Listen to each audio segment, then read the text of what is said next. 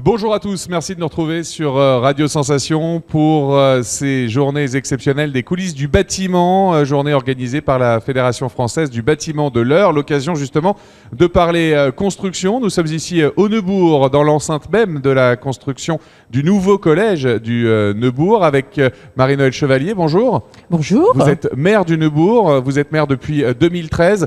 Ce collège, il représente quoi pour vous ? Eh bien, ce collège, c'est aussi l'autre collège a plus de 900 élèves. Normalement, devrait en avoir dans les 650-700. Et donc, ils ont été obligés de mettre des logis mobiles dans la cour, partout.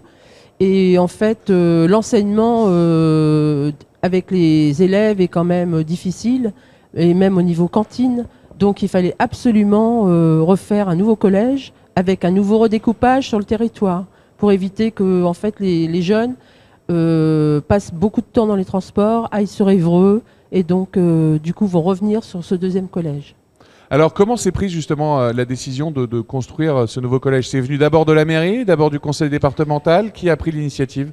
On a pris l'initiative avec le conseil départemental, ça a duré un certain temps, avec M. Destan qui à l'époque était président du conseil général. Et donc, avant les dernières élections, avant de passer au conseil départemental, donc ce second collège, tout était ficelé. Donc, c'était aussi une attente sur la ville et puis pour beaucoup de familles du territoire. Alors justement, les collèges du Neubourg regroupent uniquement les collégiens du Neubourg ou également des alentours ? Parce que le Neubourg, c'est un peu moins de 5000 habitants. Tout à fait. 900 élèves au collège, ça vient aussi d'autre part. Non, ça représente les élèves du territoire et il va y avoir un redécoupage de faits, comme il y a eu dans d'autres secteurs, et des élèves allaient sur Évreux.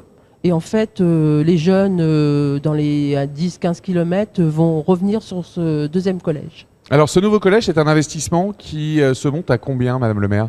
Je crois qu'il doit être dans les 14 ou 15 millions. Et c'est financé par qui ? Par Le l'État, par le conseil départemental ? Le département. Et nous, ville, nous avons donné le terrain. D'accord. Voilà. Et quelles sont les retombées pour le Neubourg par rapport à ce collège ? C'était une obligation de le construire ou il y a quand même des retombées qui vont être positives pour la ville ? Il va y avoir aussi des retombées parce que nous, en ville, on a beaucoup aussi d'associations sportives. Et donc, beaucoup de ces jeunes font partie des associations.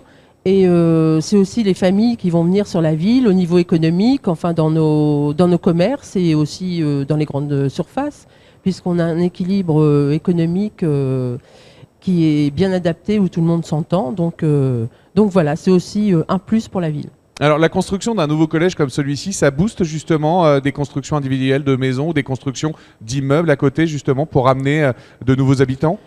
Écoutez, on va avoir un recensement au mois de janvier prochain. Et en fait, on s'est rendu compte qu'en 4 ans, on avait fait 200 logements nouveaux sur la ville. Et là, on continue encore de construire des nouveaux logements, justement pour attirer des nouvelles familles avec des jeunes et des enfants. Vous savez d'où viennent ces familles, principalement du département, ou beaucoup viennent d'ailleurs, comme par exemple de Paris, de la région parisienne ou de province ? Ils viennent surtout d'Évreux, enfin pas loin, de villes pas loin. Mais aussi, nous sur la ville, on a un turnover très important de 20% de familles qui changent tous les ans. Donc, dû à quoi ? Par rapport au travail, par rapport à tout ça, c'est vrai que sur la ville, on a 4000 postes de travail pour 4500 habitants. C'est quand même rarissime. Et on a encore des postes de travail qui ne sont pas pourvus. Donc voilà, c'est pour ça qu'il y a beaucoup de ménages qui viennent sur la ville, justement, où ils trouvent à peu près tout ce qu'ils ont besoin. Et puis on vit aussi dans la ruralité. Et voilà, on reste un peu dans notre milieu rural.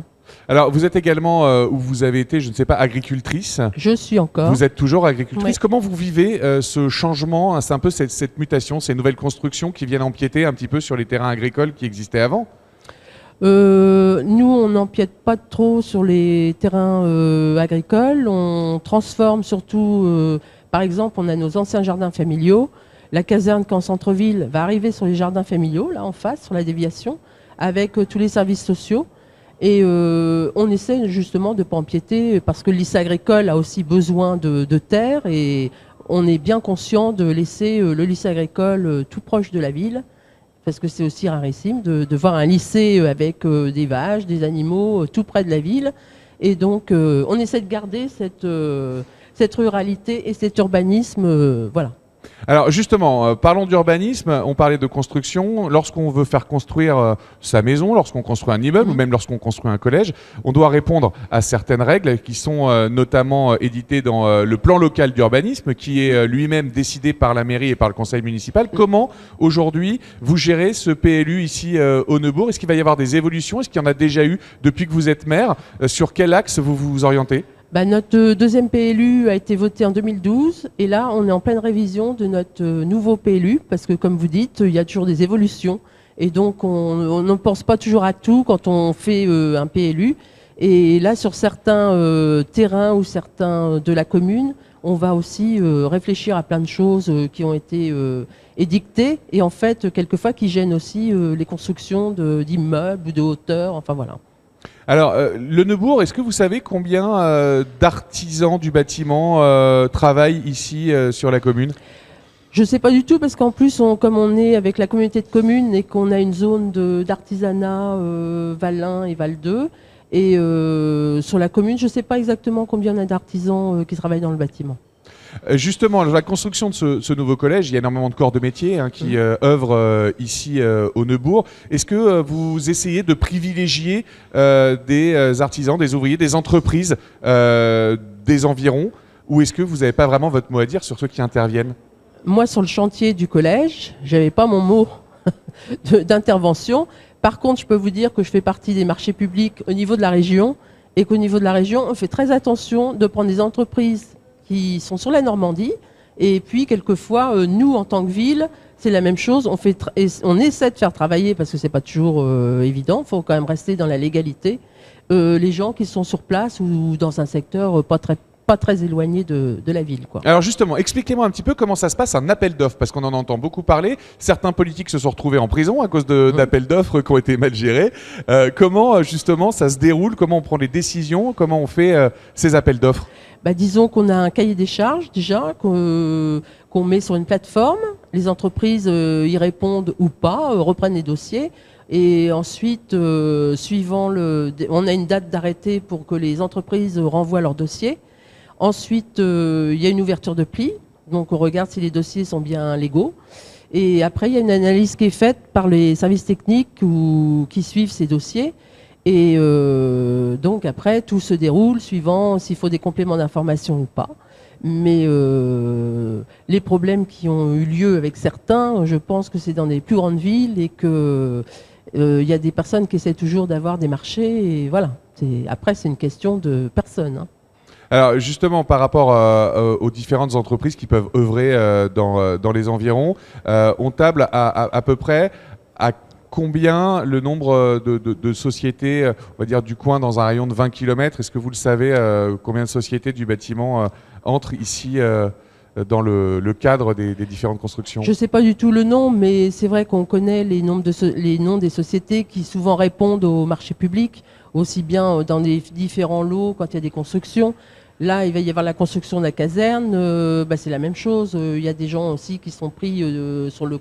Ça dépend aussi de leur dossier de réponse par rapport... quelquefois, vous avez des grandes différences de prix. C'est pas toujours non plus évident. Et donc, le plus bas prix ne veut pas dire que vous avez quelque chose de bien. Donc aujourd'hui, il faut bien réfléchir à la société qu'on retient. Alors pour les futurs acteurs de ce monde du bâtiment, il y a une case très importante, c'est la formation. Là aussi, le secteur est plutôt bien pourvu en la matière? Oui, tout à fait. C'est aussi les collégiens, il faut aussi ce qui est fait aujourd'hui et demain. Je trouve ça très bien pour voir un peu sur place les métiers. Là, c'est du concret. Donc on va leur montrer exactement les gestes et tout ça de ces personnes qui travaillent dans les différents métiers du bâtiment. Et on va avoir la même chose mi-décembre au lycée agricole, où des jeunes, justement, vont faire 2 journées, aussi bien pour les collégiens et lycéens, et le lendemain pour le public, de montrer l'agriculture avec l'ancien modèle, le nouveau, le numérique, enfin tout ce qui se rattache aujourd'hui avec des nouveautés de travail. Merci Madame le maire d'avoir été avec nous. Je vous invite à retrouver ce podcast en audio, mais également en vidéo sur notre site internet radiosensation.fr. Merci beaucoup.